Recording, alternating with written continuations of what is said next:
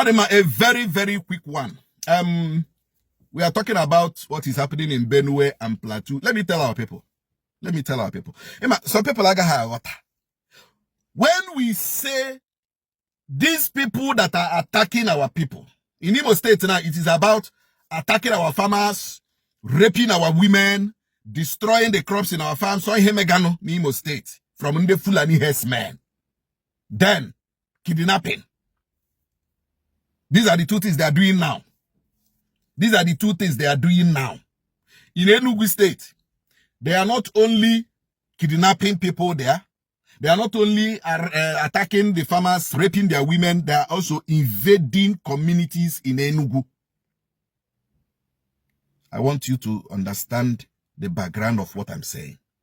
In Benue people allowed the Fulani herdsmen to have a particular place they live. No, you had this side. No, you had no, allow them to live. They gave them land. They accommodated them. The same thing applicable to Plateau. They accommodated them. Gave them a vast place of land. Ranching. They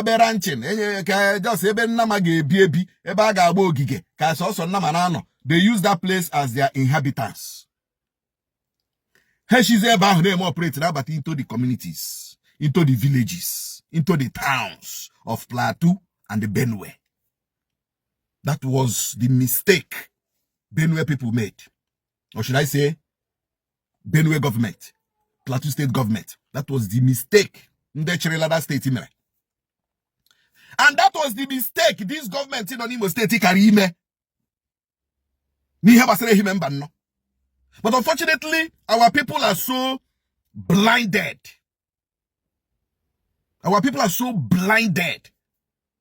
They don't know history. If you don't read history, if you don't know history, I'm a political scientist. I read government. And when government in Nigeria and I know one system of government in Nigeria, invasion of Nigeria by the Uthman Danfodio 1808. We study these people. I studied the Haka and other marauders from the 16th century, 17th century, 18th century invasion. Other things that happened. Asonia Grass School. I majored in it. So when I talk about these people, when they get monte, I am talking with authority. The mistake Benue people were giving them a land to live in.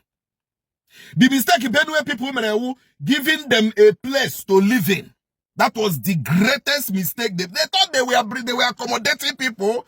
No, we are one Nigeria. We are one.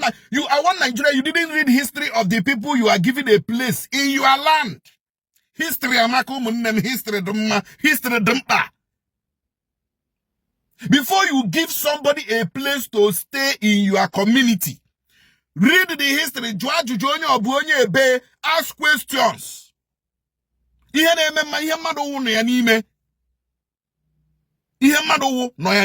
Somebody cannot come and tell you like the repented Boko Haram. It's a lie. You cannot de-radicalize Boko Haram. They say they are repented. They say they have gone through radicalization, rehabilitation, reintegration. Bobotibo is a lie. It's a lie. It's a big fat lie. So, what are we saying? Ndi Benue aborondea nyeho bosara ala se habri. Plateau aborondea nyeho bosara ala se habri. They were multiplying on daily basis. They were multiplying. As they are multiplying their cows, we are multiplying. As they are multiplying their everything, we are multiplying. How we are multiplying. At a point, they started invading these communities. They will go to communities, they will loot, they will kill, they will burn houses, they will come back. They will invade, they will kill, they will loot, they will rape, they will maim, they will do this, they will come back. They operate from where you people gave them. Ohe kari ime n'Imo. Mana, some people are got here. Some people are got here. Even some people from a human banner. Hey, I don't so bereji menka. Non so bereji menka ozo. Non so saved you. If you don't know. If you don't know it. You know? So what are we saying? When we talk about protecting our land, we know why we are saying it. Protect your forest. Already lawyer and daddy no when I take shy or one year fuel, wega no call here, can I here, you know, and then they done it like the local government chairman of Enugu. The local government chairman of Enugu did a very good job. Oh here ni le nde ha also one. Local government also one. What I show here? We the forest got the teacher anymore here.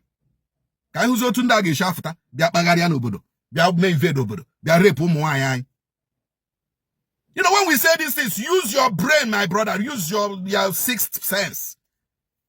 So you want APC because it's only APC people that can attack Nonsonkwa. Also on the APC now. Wundega him now as evil. Also on the APC. Also on the APC gashi propaganda. Or spreading a false information. Or make inciting. That is the only language they know. Inciting. Or way house or hammer.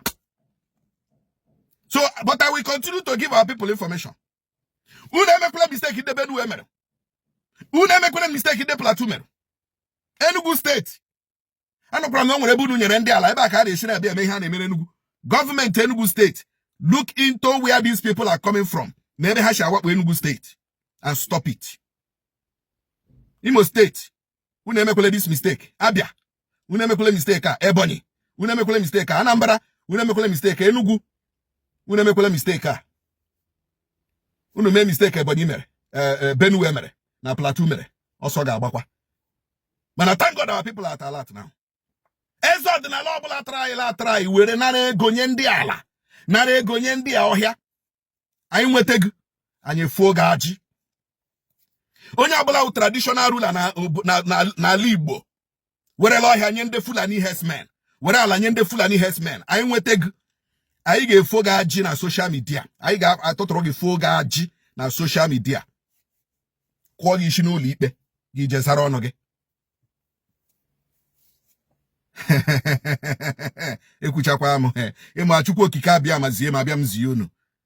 Otu aka okwu m si ada. Ọ na-ada gbowam. Onye ga-anụ ya nụrụ. Igbo mụrụ n'anya. Onye rahụ ụra eburu egbe ya. Ndewono.